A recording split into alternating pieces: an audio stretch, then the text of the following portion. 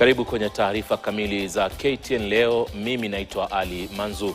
Waziri wa Afya Aden Duale anatarajiwa kufika katika Mahakama Kuu kesho asubuhi baada ya mahakama kubaini kuwa serikali ilikaidi amri ya kusitisha ujenzi wa kituo cha karantini cha Ebola katika kaunti ya Laikipia.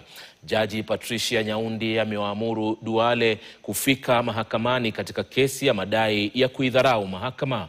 Hatua hiyo inajiri huku ujenzi wa kituo hicho ukiwa umeibua upinzani mkali kutoka kwa wakazi wa Nanyuki, kaunti ya Laikipia, maandamano ya umma na mjadala mkali kuhusu ushirikishwaji wa wananchi katika miradi ya serikali. Mwanahabari Violet Auma anaripoti zaidi. Kilichokusudiwa kuwa hatua muhimu ya kuimarisha maandalizi ya Kenya dhidi ya magonjwa ya kuambukiza sasa kimemweka waziri wa afya Aden Duale katikati ya mzozo wa kisheria. Mahakama Kuu imebaini kuwa taasisi za serikali ziliendelea na ujenzi wa kituo cha karantini cha Ebola huko Laikipia licha ya kuwepo kwa amri ya mahakama iliyokuwa imesitisha shughuli hiyo.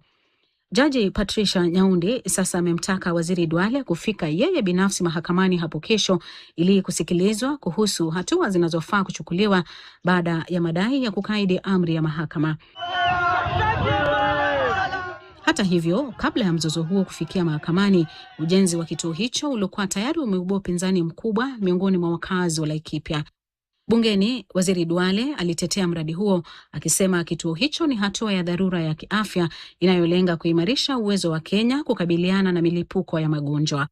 These facilities are part of Kenya's national public health preparation architecture.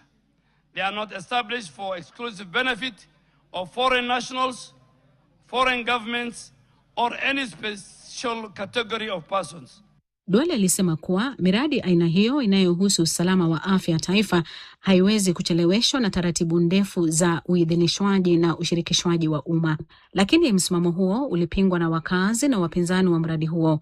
Mvutano huo ulisababisha maandamano makubwa mjini Nanyuki, huku wakazi wakiitaka serikali kusitisha ujenzi huo.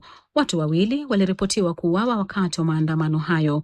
Wizara ya Afya imeendelea kutetea ujenzi wa kituo hicho ikisema ni muhimu katika kuimarisha usalama wa afya nchini, hasa kutokana na vitisho vya magonjwa ya kuambukiza kutoka nchi jirani.